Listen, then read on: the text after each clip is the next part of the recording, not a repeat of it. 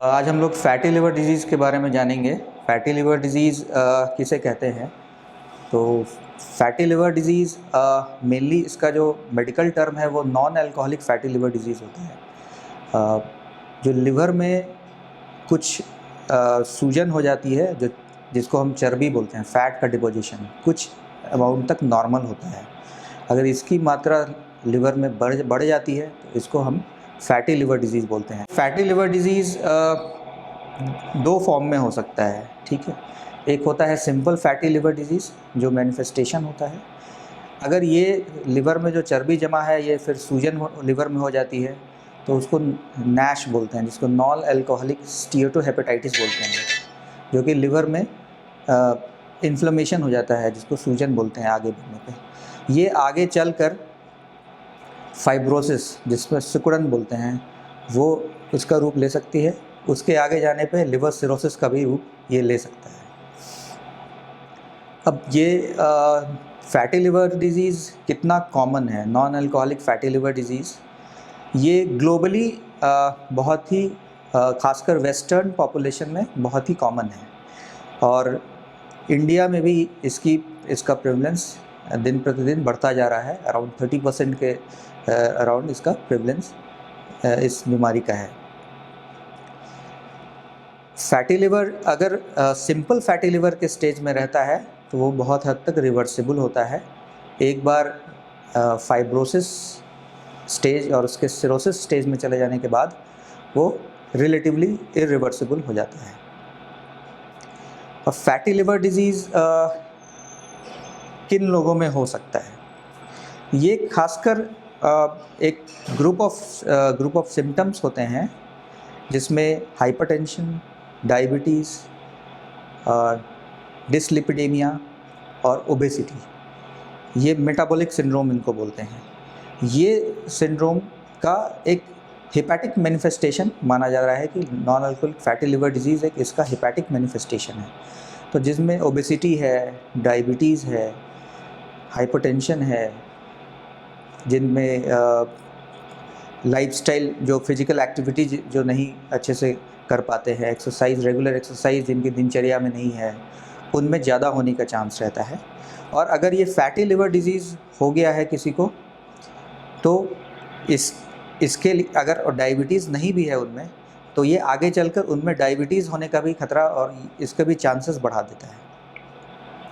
अब हम लोग कैसे जानेंगे कि फैटी लिवर डिजीज़ है कि नहीं, या ये fatty liver disease simple fatty liver disease है, या आगे नैश या नॉन अल्कोहलिक स्टीएटोहेपेटाइटिस या फाइब्रोसिस या सिरोटिक स्टेट में आ गया है? बेसिकली ये एसिम्प्टोमेटिक रहता है। बहुत सारे लोगों में कोई इनके सिम्टम्स, लक्षण नहीं मिलते हैं। जो रूटीन अल्ट्रासाउंड कराने गए उसमें पता चला कि ये फैटी लिवर डिजीज़ है, या कोई डायबिटिक, रिसेंटली डिटेक्टेड डायबिटिक है, उनमें पता चलता है कि धीरे धीरे ये डेवलप कर गया है। अगर सिम्टम्स होते हैं उसमें मुख्यतः सिम्टम्स हैं फटीग, वीकनेस, ये मेन सिम्टम्स होता है। फिर आगे चलकर अगर स्टीएटोहेपेटाइटिस का रूप लेता है ये, तो फिर jaundice, deranged LFT, SGPT, SGOT, जो लिवर फंक्शन टेस्ट हम लोग करते हैं उसमें डिरेंजमेंट आ सकता है। आगे फिर और स्टेज इसका बढ़ने पे सिरोटिक स्टेज में आने के बाद जो क्रोनिक लिवर डिजीज़ हम लोग बोलते हैं, उसमें दो अलग अलग होता है, कॉम्पनसेटेड और डिकम्पनसेटेड। डिकम्पनसेशन में आने के बाद फिर उसके मैनिफेस्टेशन बढ़ जाते हैं, जैसे लिवर, ये पेट में पानी होना, जिसको एसाइटिस बोलते हैं हम लोग, बेहोशी आना, उसके अलावा काला लैट्रिन होना या खून का उल्टी होना, ये सब एडवांस या डिकम्पनसेटेड क्रोनिक लिवर डिजीज़ के मैनिफेस्टेशंस हैं। इसका हम लोग कैसे हम लोग इससे बचाव कर सकते हैं और इसका क्या क्या ट्रीटमेंट अभी है? तो मेनली इसका अभी तक बहुत सटीक ट्रीटमेंट नहीं हो पाया है। अभी तक जितने भी मेडिसिन्स हैं, prevention is better than cure, ये हम लोग शुरू से ही जानते हैं, और हर चीज़ के लिए तो इसके लिए भी प्रिवेंशन बहुत इम्पॉर्टेंट है। प्रिवेंशन इन द सेंस कि अगर आप ओबेज़ हैं या आपका लाइफस्टाइल प्रॉपर नहीं है, उसको ये करना है। ओबेसिटी, वेट रिडक्शन, खाने में डाइट का में ये करना है कंट्रोल, डाइट कंट्रोल में avoid fatty diet, regular exercise करें, समय पे खाना खाना, और जितने भी अपनी दिनचर्या को मेंटेन रखना बहुत ज़रूरी है इसमें। कुछ मेडिसिन्स हैं जो इसमें कुछ मेडिसिन्स अभी अंडर ट्रायल हैं, कुछ मेडिसिन्स यूज़ होते हैं इसमें।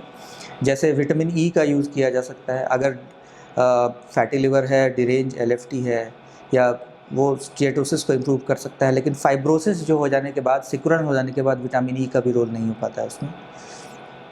इसके अलावा आपका अर्सोडिऑक्सीकोलिक एसिड है, यूडिलिव, वो दे सकते हैं हम लोग, ठीक है। ये कुछ ट्रीटमेंट हैं। लेकिन अगर सिरोटिक स्टेट में चला गया, खासकर डिकम्पनसेटेड सिरोसिस में चला गया, तो अल्टीमेट लिवर ट्रांसप्लांटेशन। और इसका एक और बहुत ही इम्पॉर्टेंट कॉम्प्लिकेशन है लिवर कैंसर, जिसको हिपैटोसेलुलर कार्सिनोमा बोलते हैं। आगे चलकर ये एचसीसी का भी रूप ले सकता है। तो उसके लिए भी हमें regular screening her 5 to 6 month में अल्ट्रासाउंड और उसका स्टेजिंग करके देखना पड़ेगा। कंफर्म कैसे करना होगा? कंफर्म जो गोल्ड स्टैंडर्ड टेस्ट जिसको बोलते हैं वो है एक लिवर बायोप्सी। लिवर बायोप्सी से इसको हम लोग कंफर्म कर सकते हैं।